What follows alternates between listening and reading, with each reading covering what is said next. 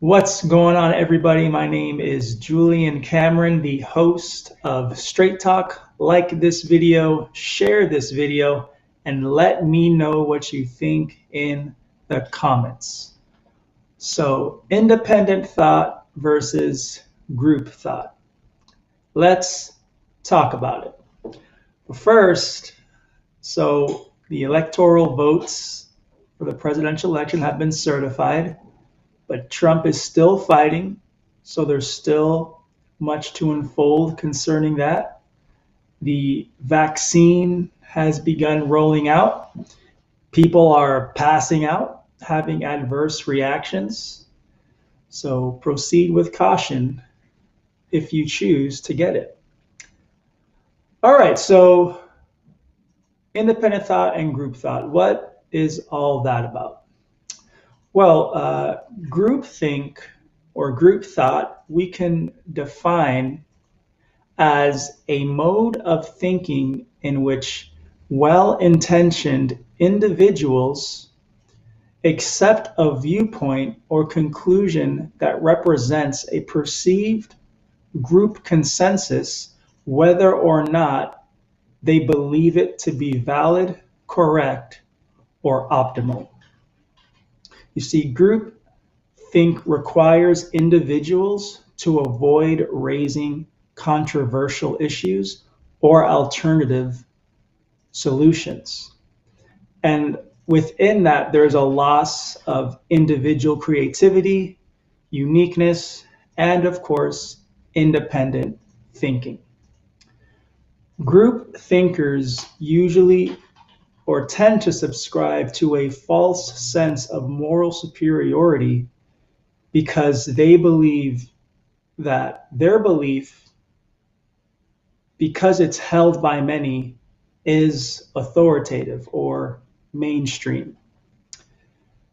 Group thinkers usually don't go past the status quo, or they don't venture out into the unknown. They're weary of doing anything that is different, to say the least.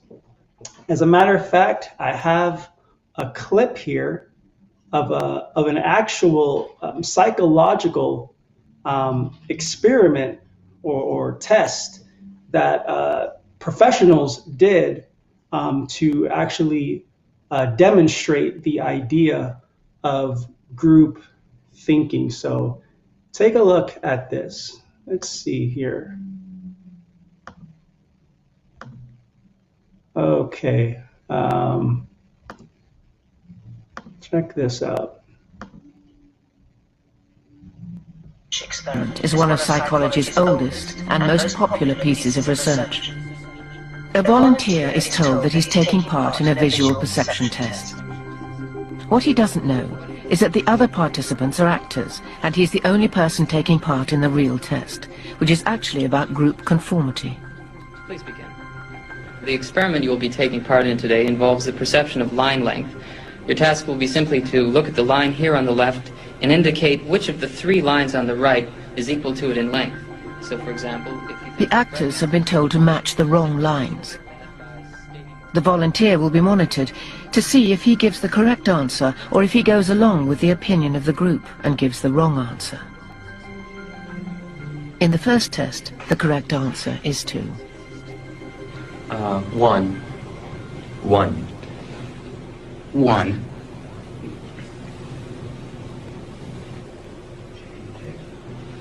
2. 1.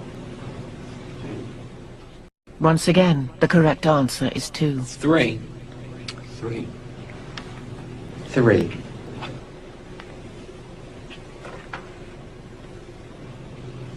3. 3. The Ash experiment has been repeated many times, and the results have been supported again and again. We will conform to the group. Again, we're very social creatures. We're very much aware of what the people around us think. We want to be liked. We don't want to be seen to rock the boat, so we will go along with the group. Even if we don't believe what people are saying, we'll still go along. 1. 1. 1. Group dynamics is one of the most powerful forces in human psychology.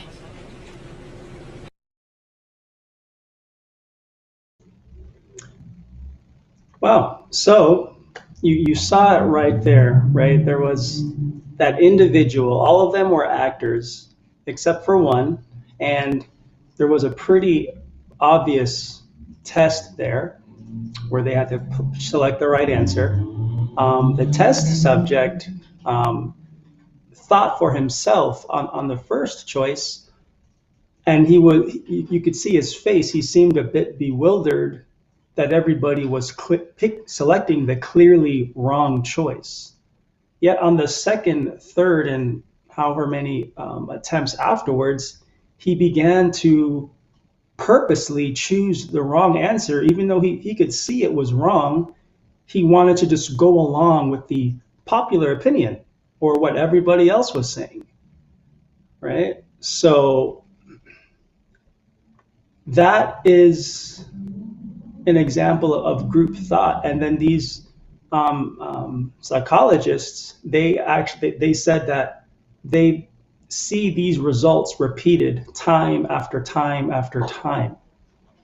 So that's group thinking. When it comes to independent thinking or independent thought, we can understand that as the ability to come up with original ideas and interpretations, or to validate thinking that aligns with conventional thought, or just going against the grain, not just believing or thinking what a group is thinking.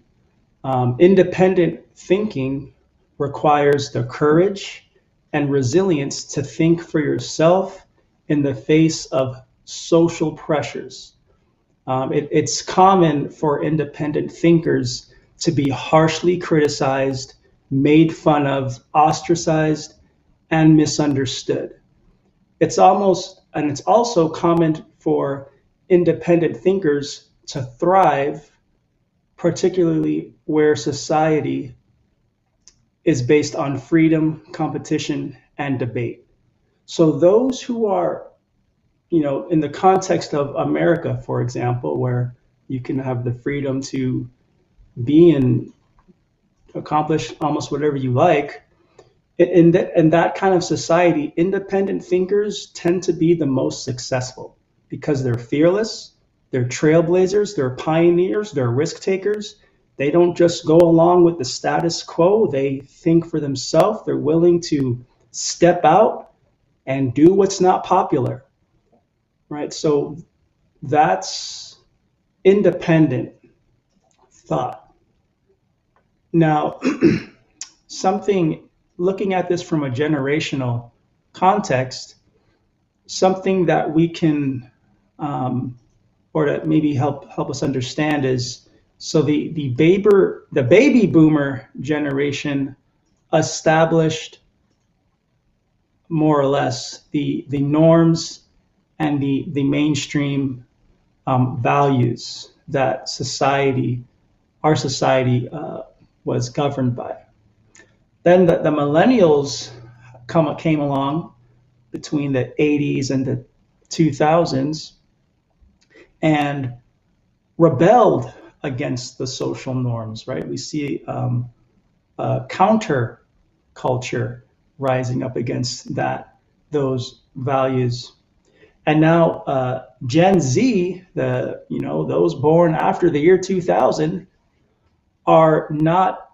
they're actually making up their own, right? So they're not going back to old values or subscribing to millennial values. They're just making up their own set of values, which means they're really thinking for themselves. It's a little bit dangerous, but there is free thought very prevalent in Gen Z. Now, our society has created a generation of people who find comfort in groupthink and group thought, and they're unable to ascertain or think critically for themselves. Our society has been indoctrinated to think and behave in a certain way. If you want to find out if you subscribe to groupthink or group thought, then there's one question that you must be able to ask yourself. And this will identify if you have the ability to think independently or not. And that question is, are you able to be critical against or scrutinize whatever it is that you believe? Your perspective, your narrative, are you able to be critical against it? Right? So even as myself, I'm a devout Christian, right? But I've heavily scrutinized the Bible, Jesus, and other religions. I'm not afraid of that because I want to come to the most informed conclusion, right? And which I have. I've come to the conclusion that Jesus is the most reasonable and logical choice over everything else, considering everything. If you want to aid your ability in independent thought and not subscribe to groupthink, some things that you can do are listen to opinions or sources that conflict with your current perspective. If all you're doing is talking to and listening to people who think like you, then how could you ever be exposed to any other viewpoint? It's okay to talk to people who don't think like you, and you don't have to hate them like the mainstream media wants you to, right? Something to keep in mind is just because a lot of people believe a certain way, it doesn't make it true, right, or accurate. The military back during Pearl Harbor, the attack in Hawaii from Japan, the military mostly believed that Japan wouldn't dare attack Hawaii. There were a few who thought the attack to be pretty credible and high chance of it happening, but because the surrounding majority thought, they dismissed it. No way, they're not going to go through with that. And so, well, we see where that landed us, right? We see what happened in Pearl Harbor. And in a time like right now, this day and age, when people are being faced with many issues, many viewpoints, a plethora of information, where important decisions need to be made, it is imperative that we think for ourselves, scrutinize and criticize all the viewpoints so that we can come to the most informed conclusion. Proverbs 18:17 says, "The first to plead their case seems right until another one comes and presents their own." Right? So don't be afraid of alternative viewpoints. Welcome them. Because either it will destroy what you believe or it will strengthen what you believe. Okay? So that's just a little segment on group thought and independent thought. I encourage you to think critically in all that you do. Don't just take everything at face value. It's okay to scrutinize. So go ahead and do it, all right? And with that, that's all we got for this week. Might be the last episode of 2020. So have a good Christmas, a good break, and we'll see you guys next year. So, all right, so make sure to like, comment, and share this video. Let me know what you think about it. You agree, disagree? Let me know in the comments. My name is Julian Cameron, and we'll be back next week or next year for another episode of Straight Talk.